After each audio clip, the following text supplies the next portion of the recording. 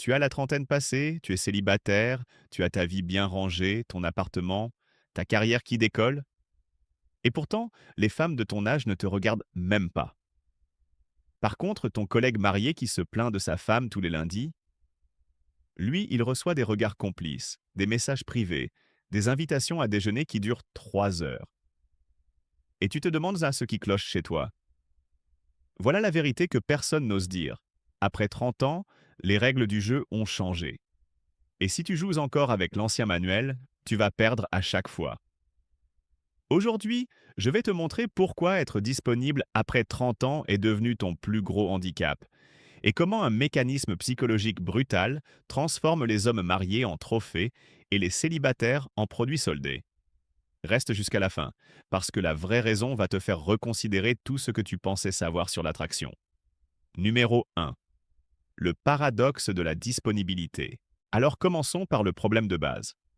Tu penses que ta disponibilité est un atout. Tu te dis, je suis libre, je suis prêt à m'engager, je peux offrir du temps, de l'attention, un avenir. Logiquement, ça devrait te rendre plus attractif, non? Eh bien, bienvenue dans le monde où la logique ne s'applique plus. Après 30 ans, ta disponibilité est perçue comme un défaut. Et voici pourquoi. Les femmes de cet âge se posent une question simple mais dévastatrice. Si personne ne t'a choisi jusqu'à maintenant, qu'est-ce qui cloche chez toi que je ne vois pas encore? C'est le même mécanisme que le restaurant vide. Si personne n'y mange, il doit y avoir une raison. Peut-être que la nourriture est mauvaise, peut-être que le service est nul. Peu importe. Le simple fait que l'endroit soit vide suffit à dissuader les clients. C'est ce qu'on appelle la preuve sociale. Et dans le domaine des relations, la preuve sociale se matérialise par une chose simple. Quelqu'un d'autre t'a déjà validé. Quelqu'un a dit oui. Quelqu'un a investi du temps, de l'énergie, des émotions en toi. Et cette validation compte plus que n'importe quelle qualité réelle que tu pourrais avoir. Pense à ça comme un autocollant de réduction sur un produit. Tu vois un article à moitié prix dans un magasin? Ta première pensée n'est pas quelle aubaine. C'est pourquoi personne n'en veut. Voilà ce que ressent une femme de 30 ans quand elle te rencontre. Elle ne voit pas tes qualités. Elle voit l'étiquette qui dit toujours disponible après toutes ces années. Numéro 2. L'homme marié, la marchandise préapprouvée. Maintenant parlons de l'homme marié. Pourquoi est-ce qu'il est si soudainement devenu si attirant? Parce qu'il représente quelque chose de précieux. Il a déjà été testé. Une autre femme a fait le travail difficile. Elle l'a formé, elle lui a appris à vivre avec quelqu'un, à gérer les conflits, à comprendre les besoins émotionnels d'une femme. Il sait quand se taire pendant une dispute. Il sait quand apporter des fleurs. Il a été rodé. C'est comme acheter une voiture d'occasion qui a déjà été révisée. Tu sais qu'elle fonctionne. Quelqu'un d'autre a payé pour enlever les défauts d'usine. Toi, tu arrives et tu profites du produit fini. Pas besoin de gérer la période de rodage, les ajustements, les incompatibilités initiales. Tout ça, c'est déjà fait. Et il y a un autre aspect crucial. L'homme marié ne peut rien promettre de permanent. Pas de mariage, pas d'enfant, pas de rencontre avec la belle famille. Tout ce qu'il peut offrir, c'est le moment présent. Et pour une femme qui a passé ses 20 ans à planifier un avenir qui n'est jamais arrivé, vivre uniquement dans le présent devient une forme de liberté. Il n'y a pas de pression, pas d'attente à long terme, juste l'instant. Compare ça avec toi, le célibataire. Tu arrives avec tout le package. Mariage potentiel, enfants possibles, engagements familiaux. C'est lourd. C'est le même parcours qui a déjà échoué une fois pour elle. Tu représentes la possibilité de répéter les mêmes erreurs. L'homme marié, lui, représente quelque chose de nouveau. Une relation qui ne peut pas échouer de manière traditionnelle parce qu'elle n'était jamais censée devenir traditionnelle. Numéro 3. L'addiction à l'indisponibilité. Voici où ça devient vraiment intéressant. L'indisponibilité crée une forme d'addiction. Et je ne parle pas métaphoriquement. Je parle de dopamine, de circuits de récompense dans le cerveau, du même mécanisme qui rend les machines à sous addictives. Quand une femme fréquente un homme marié, elle est dans un état constant d'incertitude. Va-t-il envoyer un message aujourd'hui? Peut-il se libérer ce week-end? Va-t-il finalement quitter sa femme? Chaque petite victoire, chaque message reçu, chaque rendez-vous volé déclenche une montée de dopamine. C'est une récompense imprévisible et notre cerveau adore ça. C'est exactement le principe des jeux d'argent. Maintenant, compare avec toi. Tu es disponible. Tu réponds rapidement. Tu proposes des plans concrets. Où est le suspense? Où est le défi? Tu es prévisible.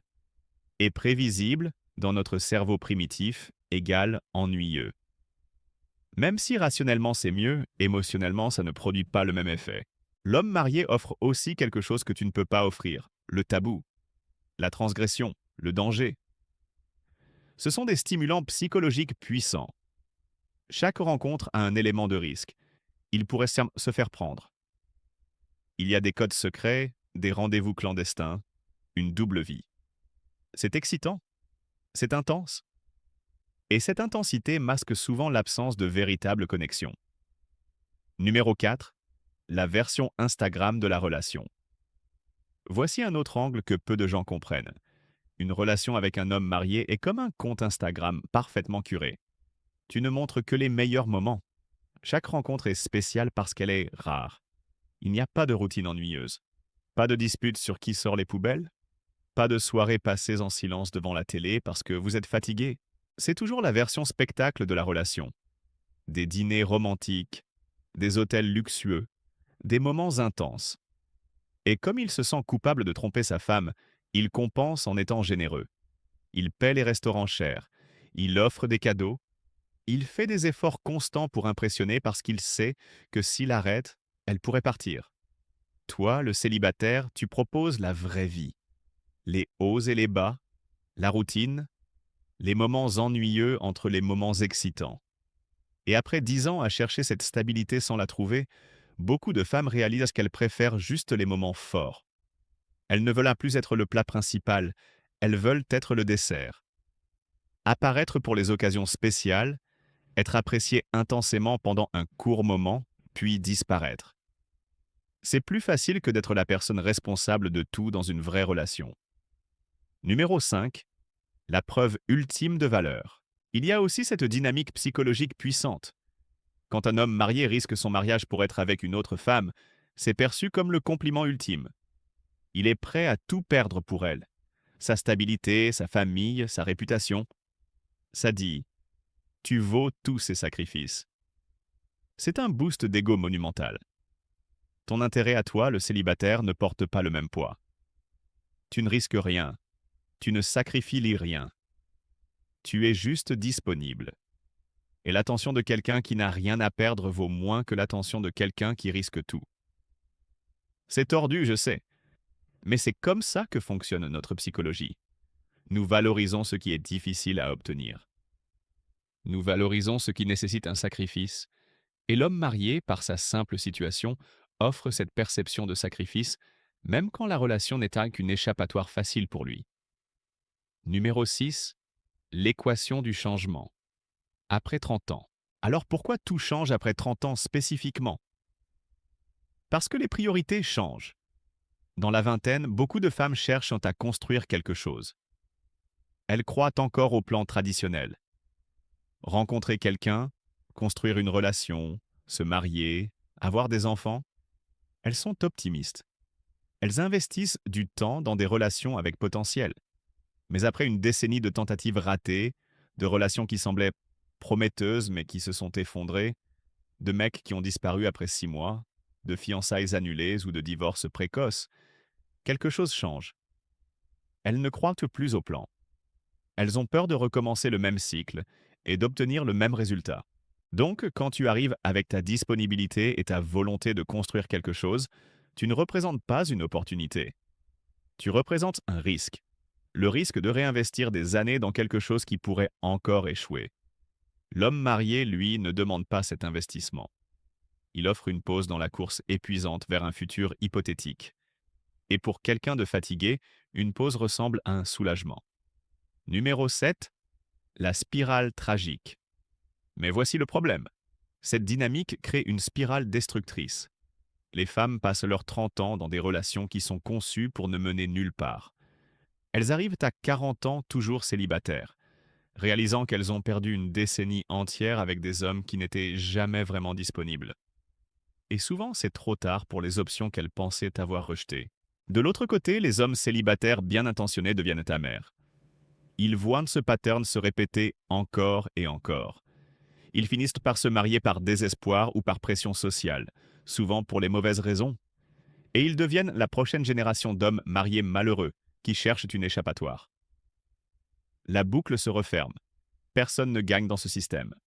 Tout le monde joue en mode défense, essayant d'éviter la douleur plutôt que de chercher le bonheur. Et c'est ça le vrai problème. Ce n'est pas que les hommes mariés sont plus attirants. C'est que tout le monde essaie d'éviter de revivre le passé. Numéro 8.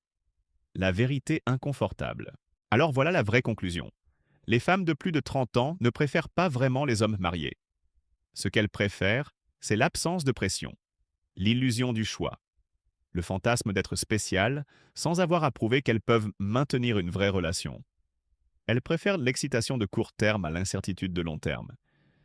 Et toi, le célibataire, tu n'es pas défectueux. Tu représentes juste un futur qui a déjà échoué une fois. Tu es le rappel de toutes les tentatives précédentes qui n'ont pas fonctionné. Ce n'est pas personnel, même si ça le semble. Le vrai problème, c'est que tout le monde ment. Les hommes mariés mentent à leurs femmes. Les femmes mentent à elles-mêmes en disant que c'est juste temporaire. Et les célibataires se mentent en pensant que juste être une bonne personne disponible devrait suffire. Écoute, je sais que c'est dur à entendre. Mais comprendre ces dynamiques, c'est la première étape pour arrêter de jouer un jeu où tu ne peux pas gagner. La vraie attractivité après 30 ans ne vient pas du statut marital. Elle vient de savoir exactement ce que tu veux, d'être confortable avec qui tu es, et d'être prêt à t'éloigner de ce qui ne te convient pas. Et si cette vidéo t'a ouvert les yeux, même si ça fait mal, clique sur le pouce bleu. Ça m'aide à continuer à produire ce type de contenu sans filtre. On se retrouve dans la prochaine vidéo.